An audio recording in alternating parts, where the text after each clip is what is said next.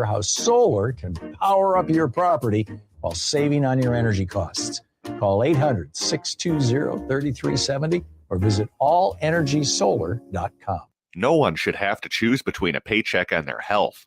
Whether it's for a new baby, an unexpected illness, or an aging parent, Minnesotans deserve time to care for themselves and their families.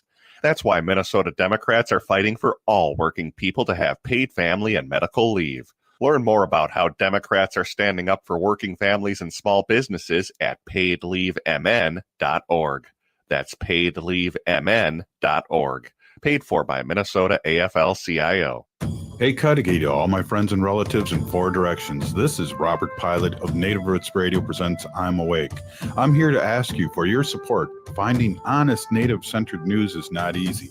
But with your support, we're able to provide accurate information about Standing Rock, Line 3, treaty violations, and COVID-19 in our Native communities. Please visit Native Roots Radio Network on Patreon and donate if you can. That's Native Roots Radio Network on Patreon. Pinigigi, and thank you for your support. With your AM 950 weather, I'm Brett Johnson. Look for rain tonight with a low around 35. Friday, more rain with a high near 41. And Friday night, about 3 to 7 inches of snow with a low around 22. At Crooner's Supper Club, the entertainment doesn't stop when the show ends. Head over to Maggie's Lounge for some post-show drinks and great conversation. You'll love the relaxed and friendly atmosphere. That's Maggie's Lounge at Crooner's Supper Club off Moore Lake and Highway 65 or at croonersloungemn.com. Portions of Native Roots Radio may be pre-recorded. It's a good day to be indigenous. Get up, stand up. They are going to become more brutal. Couldn't cut, hitting cut again. Because all the hippies were trying to be Indians anyway.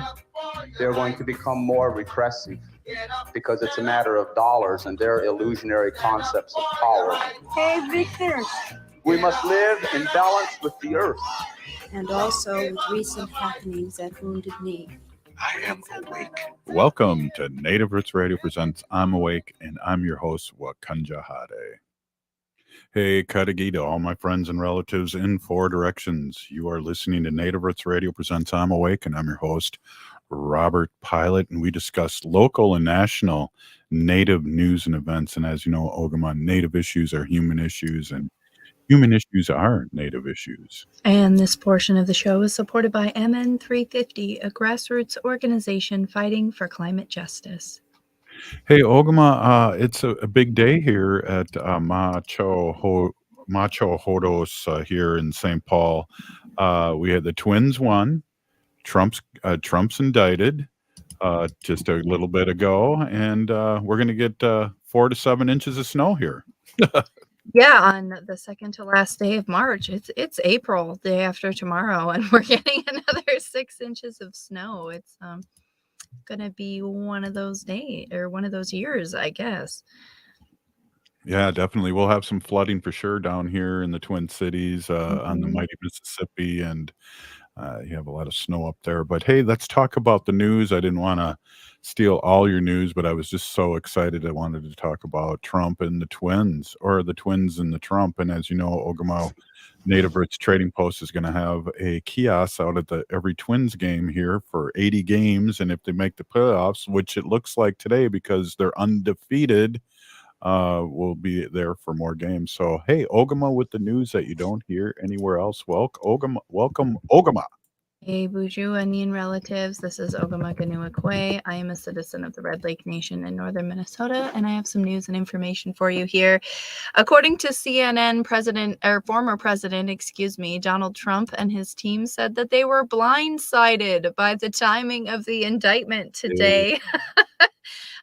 Trump's team had basically planned for an indictment the last 2 weeks, but then had been told that the grand jury would not be meeting on the case and believed that the indictment would not come for several more weeks. So apparently they were not expecting it today, but many people are very, very excited to see that Trump is being indicted. He will be perp walked, which means he'll be walked out on the street by law enforcement, most likely. And then once he's inside, his fingerprints and mugshot will be taken.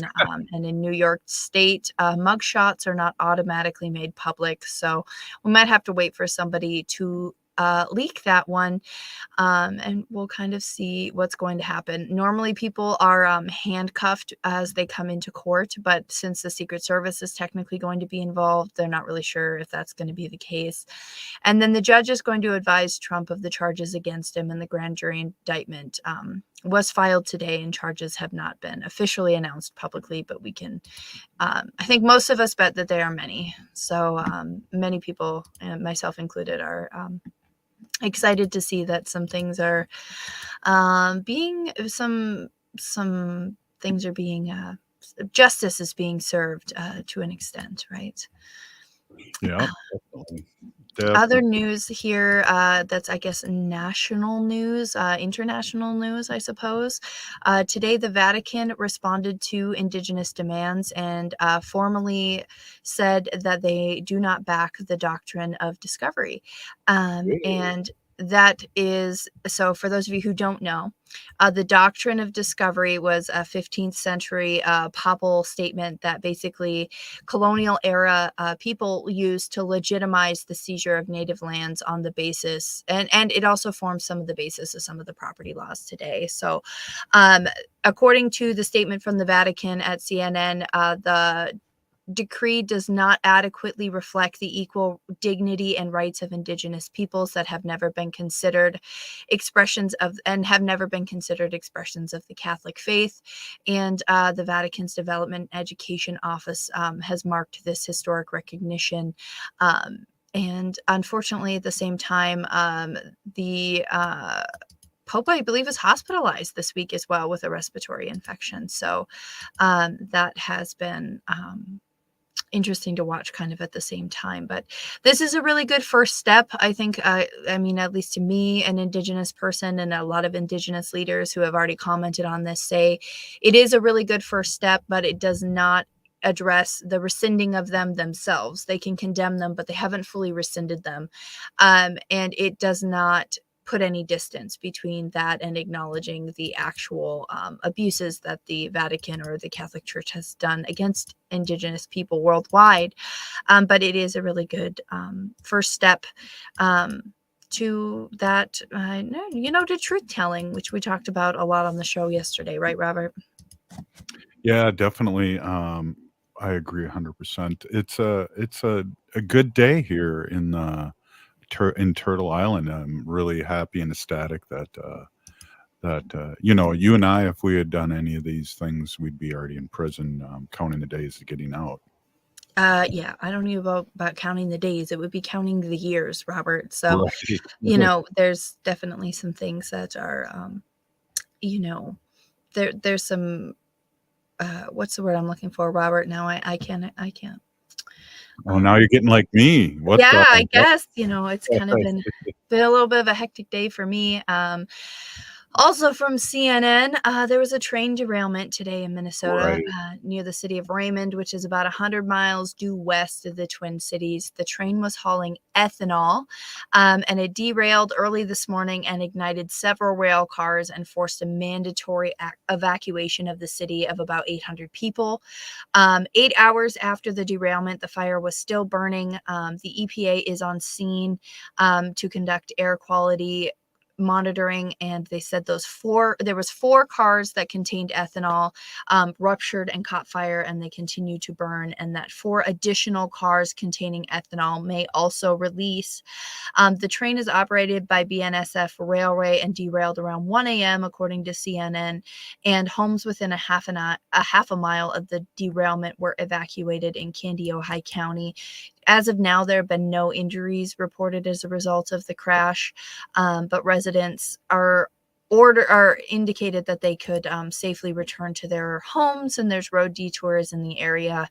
And there's a foam that authorities are going to be using to put out the blaze. And Minnesota Governor Tim Walz did assure citizens during a conference this afternoon that the chemicals within that do not contain PFAS or forever chemicals. So we're hoping, and the governor as well said that the relatively frozen ground in the area will likely help with the remediation efforts. The ethanol would burn off more easily rather than soaking into the ground. The Minnesota Pollution Control Agency is also going to work to ensure that there's no runoff into local water sources, but we'll see what happens. This crash is a little different from the East Palestine wreck. East Palestine, Ohio had been carrying hazardous chemicals, and that disaster had a days-long inferno which just spewed poisonous fumes and killed thousands of fish, and people in East Palestine were wondering about a variety of health issues that are likely from the wreck. And while both freight trains were carrying highly flammable and potentially toxic chemicals such as vinyl chloride in Ohio and ethanol in Minnesota, the preliminary information here in Minnesota suggests that 14 of the train's 40 cars were carrying hazardous material rather than all of them. And the train was also carrying corn syrup. So there's some other things that are not flammable. So hopefully this will not be quite as bad. But both chemicals are toxic if they're inhaled or come into contact with skin or ingested. Ethanol is highly soluble in water, meaning it'll be easy to dilute, but dilution is only one way to reduce risk. So these are still going to be problems. So keep an eye out in those areas. Prayers are out to those areas that have been, have been evacuated. And then just one more quick one before we go to commercial, Robert. Flood the Courts online support tomorrow at 9 a.m. on Zoom for Aiken County, and also in person in Aiken County. Go on over to Stop Line 3 and get some information on that. Right on, Peeny Gigi. Thanks for the news. Up next, Robert Lilligren. You're listening to Native Roots Radio Presents I'm Awake. Hey, Ogimaa, I've been hearing a lot about this term, climate justice. What is that? Climate justice is recognizing that the negative impacts of climate change don't affect all people equally. It also means transitioning from a fossil fuel-based economy to a more sustainable future. MN350 is one of the groups that's pushing for this transition to protect our futures. You can even get involved too. That's great, especially since I'm concerned about pipeline projects like Line 3. How can I help MN350? Just find them on Facebook or visit mn350.org. I heard sex trafficking happens a lot in Indian country. What is that? Here are some of the real reasons why sex trafficking happens in Indian country. Unequal gender roles that were forced on us by colonization. Communities don't have enough resources. Silence around domestic and sexual violence. Lack of attention and justice for missing and murdered Indigenous people. There's a lot of behavior that keeps our communities out of balance. These are just a few true reasons why Native communities are targeted by traffickers. When these acts of violence happen in our communities, it opens us all up for exploitation. Sponsored by the Minnesota Indian Women's Sexual Assault Coalition. Judge Janet Protasewicz is running to provide you with the justice you deserve.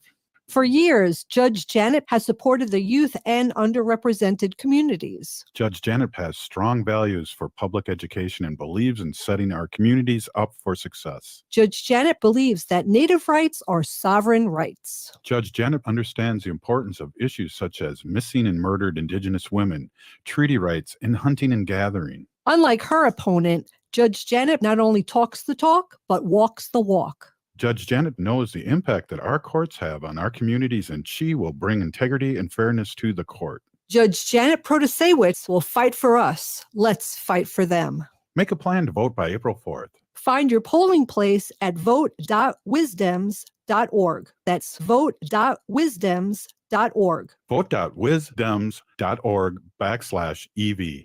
Paid for by the Democratic Party of Wisconsin as an in-kind to Janet for Justice. Bijou, I am Oshawashko Gijig. I'm from Red Lake Nation, and you're listening to Native Roots Radio. Welcome back to Native Roots Radio Presents I'm Awake. Hey, this portion of the show is supported by the Native American Community Development Institute. Hey, we have Robert Lilligren, the CEO of Native American Development Institute, NACDI, we like to say. And Robert, I'm giddy. The Twins won today.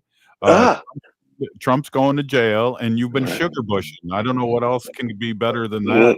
There you go. I thought you were going to say you're giddy about Trump's indictment, which is enough to be giddy about, right? Right. Exactly. That's the way I feel. I'm totally excited. It's about Yeah, time. finally, right? Finally, and I think this might be a situation where this is kind of opening the gates, right? The first president to be criminally charged, first former president to be criminally charged. Then, of course, there are other investigations going on. So, hopefully, once that seal is broke, we can see more of this kind of activity. Exactly. We'll get back to that, but hey, earlier, was it today or yesterday, you were out sugar bushing, and why don't you tell our audience what you were doing? And I didn't know Porky's Place was still around. That's It exciting. is still around, and so it was interesting. I started my day, with the staff from NACDI and some board representation, and we went out to Porky's Sugar Bush Camp out in Maple Plain, Minnesota, which is a far western suburb here in Hennepin County, the same county Minneapolis is in. And Porky's is a long established place, right, Robert? It's been around for about 50 years, Yeah. and it's just incredible. And so they have a little bit of a scaled back operation. I think they're tapping 100 maples now. I think at their peak they've been maybe 300. And Wow. it was we didn't work the trees when we were out there, but we were helping to filter and to bottle the syrup, and it was wonderful. And it contrasted beautifully with my afternoon where I was over at the state capitol in the Senate office building testifying. So I got some beautiful outdoor traditional time before I had to go into much more colonized space. Yeah, that's awesome, and just, before we get too far into it, Porky was a teacher at, Red Schoolhouse, and he used to take the kids out there sugar bushing, and now, many, many years later, it's still going on, and that's really, really exciting. I asked you where you were, and when you said that, I was like, "Alright, that's Yeah, good." yeah. They were really proud of the fact that just this year they've had, I think, over 300 school kids just this year out there. And it's not a huge camp. I mean, that's a lot of groups coming out there, and you can tell how much they just love having the young people there. And the whole operation is so impressive. And the land that it's on has now been put into permanent conservation land, Wow. and so it will remain, the way it is uh, for not just the foreseeable future, really forever. Wow, wow, that's really cool, and what a great way to start out with your staff, and when I saw that staff picture, I just, remembered how, we had talked many times now about how you've switched the switch with your staff and how, great that has been for them and for you and for the community. I think of that all the time, Robert. Oh, thanks. Yeah, it's we just tried to be really deliberate, and we always were deliberate about indigenizing the way that we do business, indigenizing the organization. And then with COVID, that really kind of added urgency to the conversation. And with guidance from several of our elders, we've been really putting in place a lot of our native values. One of them, we've talked about this before, is sort of flipping the script from the colonized approach, and instead, we take care of ourselves first, our families second, and then our community and organization third. And that was a lesson I learned, and kind of a tough lesson from our local elder, Linda Ego speaker, during Wow. some coaching during COVID. And I kept pushing back and saying, "No, Linda, we're indigenous. It's the whole. We care about the whole." And she just kept calmly saying, "The indigenous way is care for yourself, your family, then your community." And she said, "If you're not taking care of yourself, how can you take care of anyone else?" Yeah, and I got to tell you, Robert, it was hard. It was hard for me to embrace that, and then even my staff and my younger staff. It's just not the way we're conditioned here in this country. And so we had to unlearn the colonized approach and relearn this approach. And the impact on our organization has been almost magical, almost mystical. Just how we have all sort of leveled up in our performance and our contributions because we're taking care of ourselves. Yeah. Right? And so part of indigenizing our operations has been to introduce regulars or cultural activities and group activities where we can team build. And so this Sugar Bush experience this morning just really hit it right in the sweet spot. It was something. And there's talk with my nation about, and there always is, but there's been talk revved up again about starting their own school. And when you think about that, and you think about Porky's, and you think about what the Red Schoolhouse tried to do, and all the other survival schools across Turtle Island, Mhm. it might be a time again to start revving that up again. Well, yeah, and that school, we don't have a whole pipeline from pre-K through elementary through middle school to high school of India, a focused Indian ed here in Minneapolis. There isn't, and if it was going to exist anywhere, you think it would be here, right? With the Right. history we have in education and things. And so even kind of knitting together so we could have immersive language curriculum that kids are entering into before kindergarten and then can stay in all through school. And that just seems fundamental to me. So there's a lot of people working on that, and hopefully, so Right. now it sounds like your nation is interested in entering into the conversation.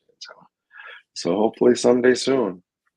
Well, and I know those older schools that Ames started out every day in a good way. They would start Hmm. out in a circle and it wouldn't start in with the bell ringing because we talk about over the years how education a lot of times was set up in the 1880s to funnel factory workers into factories and with the Right. bells ringing and going from room to room and Sure. that's not how our people and I don't think a lot of people learn anymore. Right, right, right. Well, and just that school model, right? Everything desks in straight rows with military precision and again with our people when our history is having American education weaponized against us, right? Right.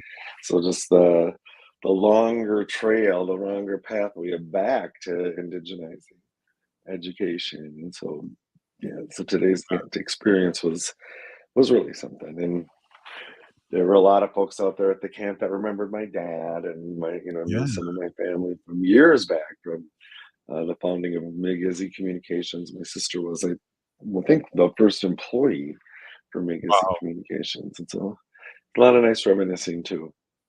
Yeah, yeah, and McGeezy, how powerful they are now, but also how powerful they were in their original, setting where they were, training college students to, be in the news and work in the news Yeah. and amplify native news. Right. And so for folks maybe who aren't from this area, McGizzy Communications is one of our long-standing native orgs that focuses on youth development, youth education in media in particular. And the founder, Laura Waterman Whitstock, just a revered ancestor now and unnamed founder. And it was her son that was our lead guide at Sugarbush today. And Oh, so wow. just again, that emphasis on education, that emphasis on, what I would say today, steering our own narrative, creating our own narrative, it's all kind of interconnected, right? Yeah, it really is, and, we should, next segment talk about what you were doing and remind people of all the great organizations that are urban organizations that you belong with and support along with your own and what's going on at the Capitol because this is a new dawn and a new day. And I think that's a song, but maybe I can use it. You could sing it maybe, but yeah, it is a new day. I mean, you could just feel after there were, over a dozen of Native orgs represented in this committee hearing, and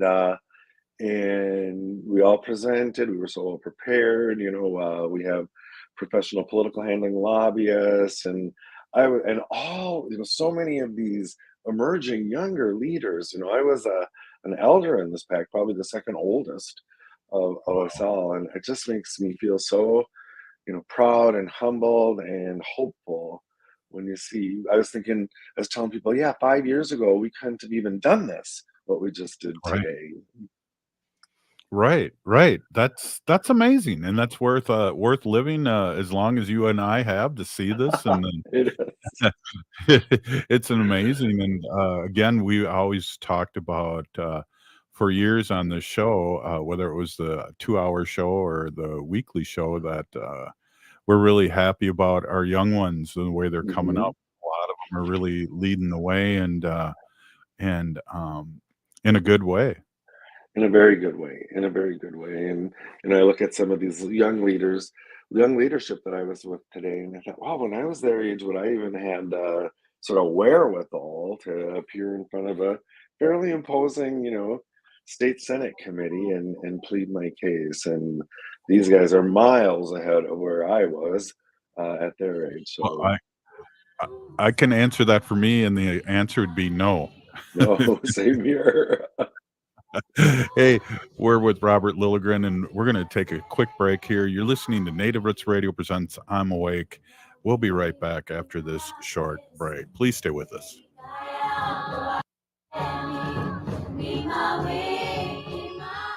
J&S Bean Factory is a native-owned, community-supported, cozy, artsy coffee shop which offers roasted on-site beans, live music, and baked goods. Relax in the beautiful outside patio.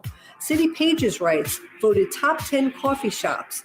Tucked into a quiet corner of St. Paul's Highland Park neighborhood, this coffee shop roasts beans on-site from the best coffee-growing countries in the world.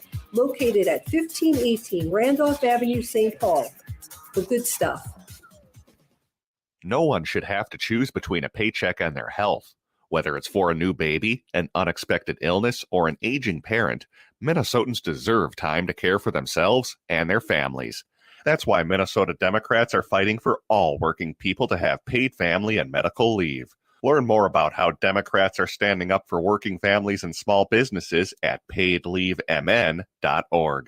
That's paidleavemn.org. Paid for by Minnesota AFL-CIO. Hey, Ogimaa, I've been hearing a lot about this term, climate justice. What is that? Climate justice is recognizing that the negative impacts of climate change don't affect all people equally. It also means transitioning from a fossil fuel-based economy to a more sustainable future. MN350 is one of the groups that's pushing for this transition to protect our futures. You can even get involved too. That's great, especially since I'm concerned about pipeline projects like Line 3. How can I help MN350? Just find them on Facebook or visit mn350.org.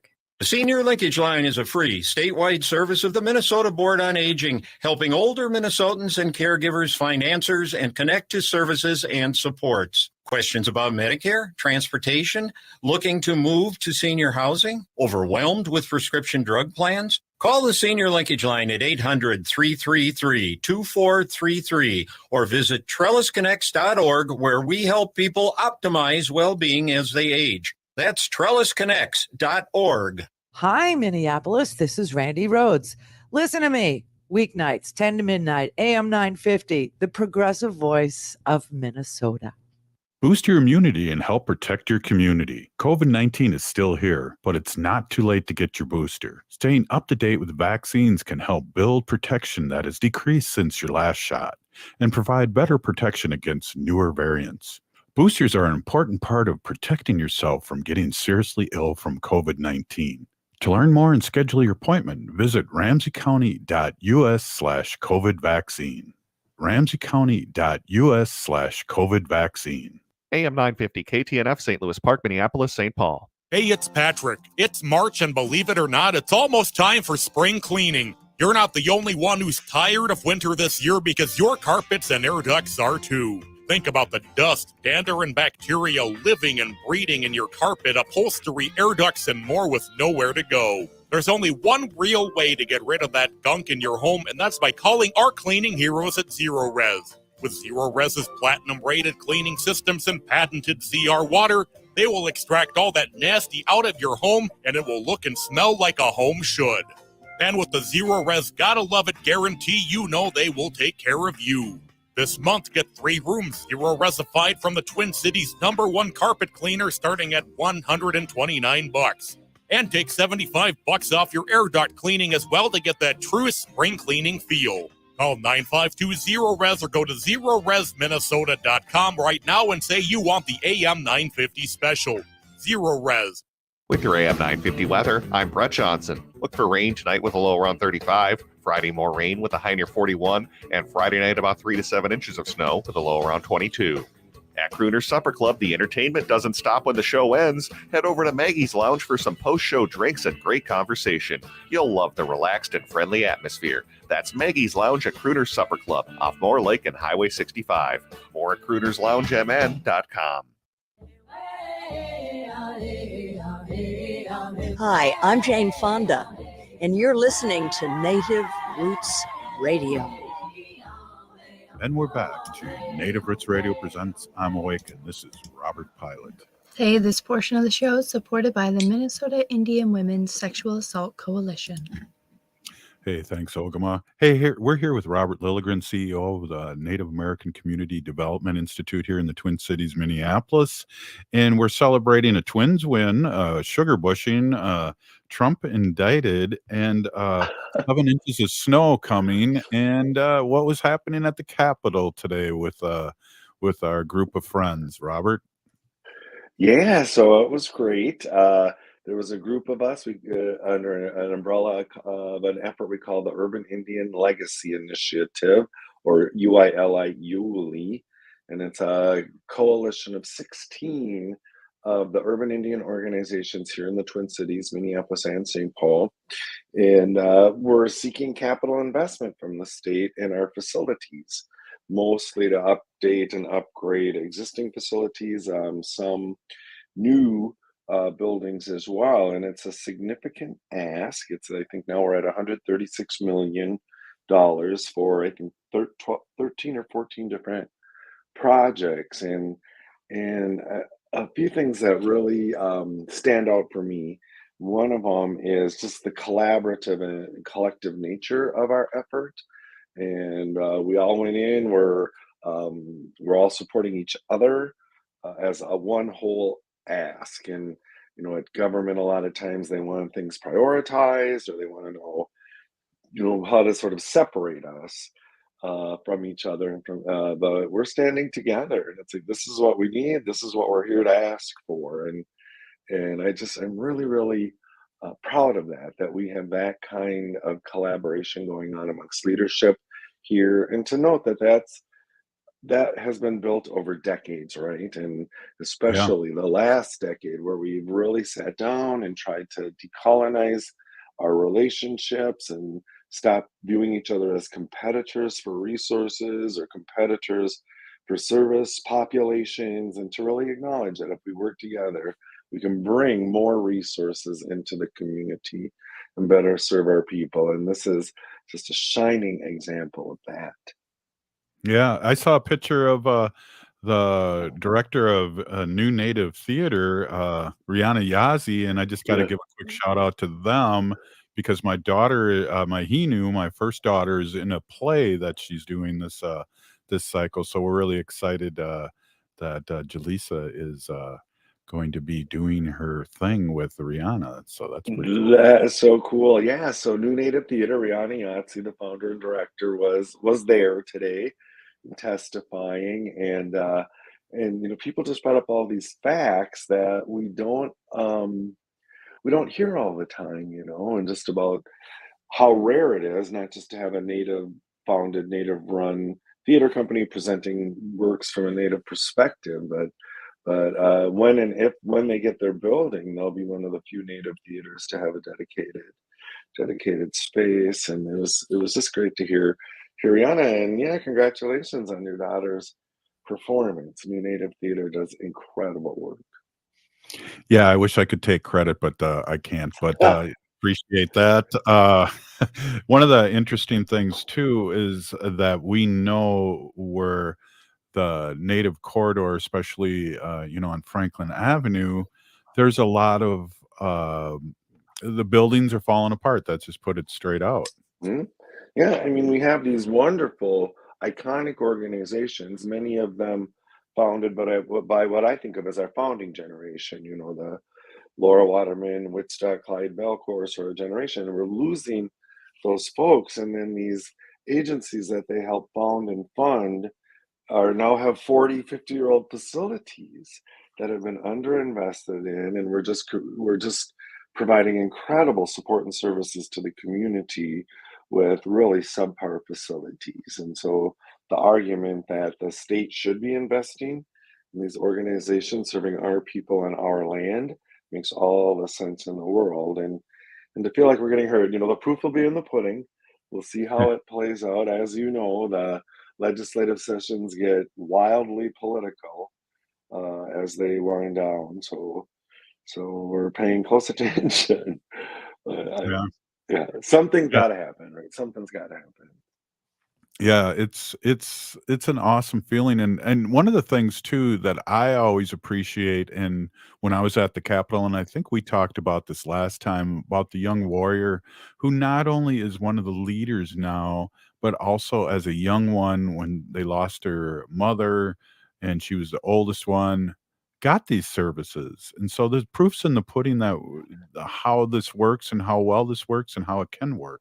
Right, right. You're exactly right. And now there's these generational stories to tell, right? These intergenerational ones, like you're referencing, and just to reinforce that, the term culturally specific, service delivery, but Native people know how to serve Native people, and we do it brilliantly, though we have been starved for resources. And so the argument is fund us directly. We'll do the work. We don't need these layers of intermediaries between us and the resources. So in some ways, I guess that's like building trust, right? Building trust Mhm. between the Native organizations and the state government. It's like, just trust us. And so now we're able to lift up our work and tell them firsthand what kind of successes we have and what kind of resources we need from them. Well, I like, the fact that your old dear friend who's lieutenant governor, gives us a, update every 2 weeks, and that she's been able to talk, to the governor in many different ways over the years, but specifically when she's become, lieutenant governor in that partnership, that the governor gets it. He Yeah. even said that in the speech that I was there, and we played that speech, that he gets it, that we're not gonna tell you what to do, or we're not gonna lead the way, you are. Right, right. And that is very, yep. And it's great that he gets it. It was great that he was at our Urban Indian Legacy Initiative rally. He spoke there, hugely supportive. And it's so clear to see Lieutenant Governor Peggy Flanagan, our whiter sisters. They're not, I mean, she has said those words. I've heard her say those exact same things. But more that idea that people know what they need. And in some ways, it's to make sure that we have adequate resources that can get out of our way. So you can really see that through line between Peggy Flanagan, our lieutenant governor, native lieutenant governor, and then the governor, Governor Walz. Yeah, exactly. As I'm thinking too, because we have, quite a few, leaders in the state and Senate, Native American, Alicia is, like, coming up there. Now I'm thinking too now, who's behind them? Who's coming up next? Because geez, what's next for lieutenant governor, senator? All these things go through my head, but I got to live a day at a time and just appreciate what's happening right now. Right. Well, and that's our job now, right? Where we are in our lives and in our trajectory to make sure we're sort of scanning the horizon, lifting up those voices and those people who can come along next, and to make sure that we're being deliberate and intentional about that. And it's so clear some of these people, State Senator Mary Kunesh, who is the lead Senate author on the Urban Indian Legacy Initiative bill, she couldn't even be there because she had another bill in another committee. So my good friend, State Senator Scott Dibble stepped in and was our Yeah. champion in this hearing, to make sure there's the next Peggy Flanagan, right? The next Right. Mary Kunesh, and to make sure that we're watching for them and supporting them, and then to really leverage the role models they have now. And when we were younger, there weren't these people in these powerful leadership positions. We had to kind of learn it in the streets, make it Right. up as we went along. But now we have so much more sort of formal pathways for people to follow, and it's exciting. Yeah, it really, really is. It's a great time to live. And also, it's not perfect and things aren't perfect, but it's definitely the trail that's being blazed that our young ones can take it to the next level and the next step. And you were the first, a Native American city council member in Minneapolis, and we can't forget that you trailblazed for a lot of us, and you were friends with the lieutenant governor when she was young, and not that you and I are that much older, but no. Old enough, right? But you can't have a second until there's a first, and you can't have a Right. fifth until there's a first. You can't have a 1,000 until there's a first. So I expect to see those kinds of numbers as we go forward, and part of it isn't just sort of elbowing your way to the table, but then it's changing the culture of government or whatever, corporate or nonprofits even, but making sure that the culture becomes more comfortable for Native people, more welcoming of Native people. I mean, these are institutions that were built to eliminate us, Right. and so honor the brave people who are willing to go into them, and then to make sure that we're changing them, we're changing systems. That's a lot of like the work we do at NACDI, at Native American Community Right. Development Institute. We're authentically grounded in community and working for holistic systems change, policy, just boardroom attitudes. It's fascinating work. It is, and I just gotta throw a damper over everything before we let you go, Robert, and one of the things is, the shootings. The Republicans are against everything but the things that really matter out there, and I really feel, and Ogimaa and I talked about this yesterday, it's like, I don't feel safe at, large groups now, and because it's a free-for-all out there, and we Yeah. can thank our Republicans for that. Right. Large groups, grocery stores, elementary schools. I mean, it's tragic. And the problem is the guns. And you can tell me a million times that it's not the guns. It's the guns. If people didn't have guns, they wouldn't be shooting people. I would feel much safer if nobody had guns, But we have Right. this Second Amendment, and what is it that some of those memes you're saying, that wouldn't it make more sense to regulate guns than drag shows and school Right. libraries? It's like, yeah, I think it Exactly. would. Let's ban the books here. Yeah, it's so upside down. It is upside down, but that's keep forging ahead with all these good things that are happening in the Native community, and keep an eye on the prize, and resist. Yeah. That's what we talk about here all the time. So, Robert, thank you, and thank you for joining us on this momentous day. Really, Yeah, for always a you guys. pleasure. Great to see you, Yeah. Ogimaa. Great to see you, Robert.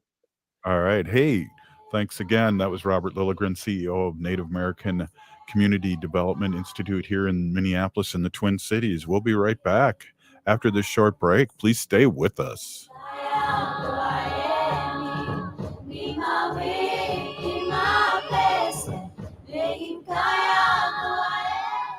Minnesota has the only original wolf population in the continental United States. And 80% of Minnesotans believe the wolf should be protected. Howling for Wolves is asking Minnesotans to respect our true wildlife manager, the wolf. Their survival is critical to our ecosystems, our communities, and even our economy. As highly intelligent animals with strong social bonds, Minnesota wolves deserve to be protected and admired. Learn more at howlingforwolves.org. Let's live and let howl. No one should have to choose between a paycheck and their health. Whether it's for a new baby, an unexpected illness, or an aging parent, Minnesotans deserve time to care for themselves and their families. That's why Minnesota Democrats are fighting for all working people to have paid family and medical leave. Learn more about how Democrats are standing up for working families and small businesses at paidleavemn.org. That's paidleavemn.org. Paid for by Minnesota AFL-CIO. Boost your immunity and help protect your community. COVID-19 is still here, but it's not too late to get your booster. Staying up to date with vaccines can help build protection that has decreased since your last shot and provide better protection against newer variants. Boosters are an important part of protecting yourself from getting seriously ill from COVID-19. To learn more and schedule your appointment, visit ramseycounty.us/COVID vaccine. ramseycounty.us/COVID vaccine. J&S Bean Factory is a native-owned, community-supported, cozy, artsy coffee shop which offers roasted on-site beans, live music, and baked goods. Relax in the beautiful outside patio. City Pages writes, voted top 10 coffee shops. Tucked into a quiet corner of St. Paul's Highland Park neighborhood, this coffee shop roasts beans on site from the best coffee growing countries in the world. Located at 1518 Randolph Avenue, St. Paul. The good stuff. Hi, this is Representative Sharice Davids from Kansas. I'm Ho Chunk, and you're listening to Native Roots Radio. And we're back to Native Roots Radio Presents I'm Awake, and this is Robert Pilot. Hey, this portion of the show is brought to you by Howling for Wolves, protecting wolves for future generations.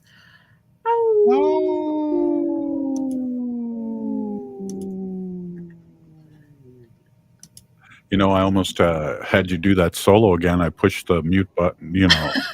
I got it in time, Ogimaa. Hey, So, that would have been okay. I've done it alone before. It happens. yeah, You know. that's right. So, wow, exciting things happening here all over Turtle Island. And again, really excited that something's happening finally with the orange fellow that used to be president of this country. Yeah. Ogimaa, you know, you just think about being on the right and the wrong side of history. What's going on? You know, are we able to talk about history? You know, it's just a weird time to live right now, because I feel like this is one of the times, in many ways, at least the last 6 years, that we're going 2 steps back. But then, you know, we have all this good information and things happening here with our urban Native community. You know, here in Minnesota, people are watching what's going on here, and politically in many ways, and how these guys. The last cycle, there was a Republican Senate and you know, a Democratic House and a Democratic governor, and nothing happened. Nothing got done. Now all these things are happening. We have a $17.4 billion surplus. So it's time to really re-up in what we want to be here in Minnesota, Ogimaa. Yeah, we really need to, you know, kind of keep our eyes on the prize, or, you know, keep our goals in mind for what we want to be here in Minnesota. I agree with you. You know, Minnesota is kind of seen as this, you know, really liberal and often compassionate state, you know, where we're working on no-knock warrants being banned. We are a safe haven state. We have right to reproductive health and affirmative gender-affirming care here. But we also have some of the greatest disparities in education between students of color and white students here in Minnesota too. So we definitely have our work for us. But I'm really glad to see the work that we are continuing to do that works towards those issues. Yeah, really good point too. And you know, I just talked a little bit, Robert, about this, and I know what you do with your daughter's school too. It's you know, the Native American kids have you know, a very low graduation on time, not just here in Minnesota but nationally. Mm-hmm. And there's many reasons behind that. And one of them is just the trauma that's been passed down, whether through the blood or through what they've gone through. And you know, going to somewhere like South Dakota, and a lot of times reservations, on how poor they are, and where people are coming from, and the learning curve, and the trauma that's passed down. And we need to be aware of that and really work within those parameters to get healthy and to become learners in many ways, and that it's okay. And I don't know, I'm rambling, Ogimaa, but you know, you're working deep with your daughter and the school that she goes to, and things like that. Like Santina says, we need more Native instructors and teachers. How do we do that? You know, Right. do the tribes make it happen and pay for their college and make sure they come back and work for 5 years with their community, things like that? Or what's your thoughts, Ogimaa? Well, I don't know that, you know, requirements to come back and teach within communities are necessarily always helpful, but I think honestly, and I just wrote a proposal for this because I am in the School of Education right now for my degree for communication arts and literature, and I will come out on the other side of this with a teaching degree. And one of the things that I'm proposing is that there be a requirement to teach the history of boarding schools here in Minnesota, both at the university level and I think even at lower levels. If we can't acknowledge the truth that has happened, including the ethnic cleansing that's happened directly here in Minnesota with the Ho-Chunk and the Dakota people, as well as the Anishinaabe people, and as a larger topic within the nation, if we cannot acknowledge those truths, if those are not a part of the curriculum, then why would Native students continue to go if their history is just being blatantly ignored, being blatantly erased? Why would they want to become teachers? I went through an entire introduction to education class, and they covered the history of the education system in the United States, starting in the early 1400s, 1500s, when this land was beginning to be colonized, and going all the way up until present day. And they covered desegregation and the civil rights movement. They covered a lot of those issues with gender, and they completely ignored boarding schools. It was not a part of the presentation. It was not talked about as a part of the history of education in the United States. And when I brought that up, I was told that that's a separate class, that I need to go and take a Native Studies class to learn that information. And I was just appalled that that was the answer that I was given. And what do you mean I need to take a Native Studies class? You have a doctorate in education and you don't understand how intertwined these are, Right. that the School of Education doesn't have that as something that's important to them. And I think those things are changing slowly, but until we see that truth, until we're no longer afraid to talk about what happened, that we're going to continue to see a lot of these problems. And those barriers that you were talking about too are ongoing, not just for Native students, but for a lot of students in Minnesota. Well, no, and one of the things too, sorry that I interrupted you, but one of the things I wanted to say was that we need somebody like you that's taking these courses to bring this up, because that's probably why, we have different pieces of history that don't include us. And there's been reasons behind that, because a lot of that history, if it was put out there in real life, people would not be happy with their ancestors. We talk about colonizers, and a lot of the terms that we hear on the same people there were settlers. Well, what are they settling? Land that's already been settled by indigenous people over 10,000 years, and we can go on and on about that. But it's a lot about the verbiage, and when you're being sent to another class to it separate us, that we're separating your history over here. You can study your own history, but the real history is here in this class, and we're going to talk about that. So I'm glad you brought something up, because at least make them pause and think. Right. Well, and that's the idea today, but go ahead. Or the people that are in your class too. Yeah, and that's the idea too, is that it's not for blame, or it's not for to make everybody feel bad. Like they teach about the Holocaust and what the Nazis did in Germany during World War II. They teach that. They teach it without shame. They teach it and they tell all the students, this is heavy and you need to know this so that we can stop this from ever happening again. And they don't teach the Holocaust here that happened on Turtle Island at all, because they're ashamed of it. And until they can get past their own guilt and that shame about it and talk about it in such a way so that everybody has to carry the weight of knowing what happened, we can't really work towards reconciliation and those types of things. I think we really need to have that as part of the standards for education within the state of Minnesota, that children should know about this, that at the university level, students should be prepared to understand those concepts and how they affected their students that they'll be teaching here in Minnesota. And I'm hoping that changes soon. Yeah, well, young warriors like yourself will change it. If you don't know your history, you're going to repeat it, and we don't need to repeat a lot of the history. We need I heard a long time ago, anyone can learn from their own mistakes. It's geniuses that learn from others. Hey, thanks, Ogimaa. Thanks, Robert Lilligren. If you're listening to the show, you are part of the resistance. We need to resist, divest, join a group, run for office. Free Leonard Peltier now. Hey, AM 950 listeners. My name is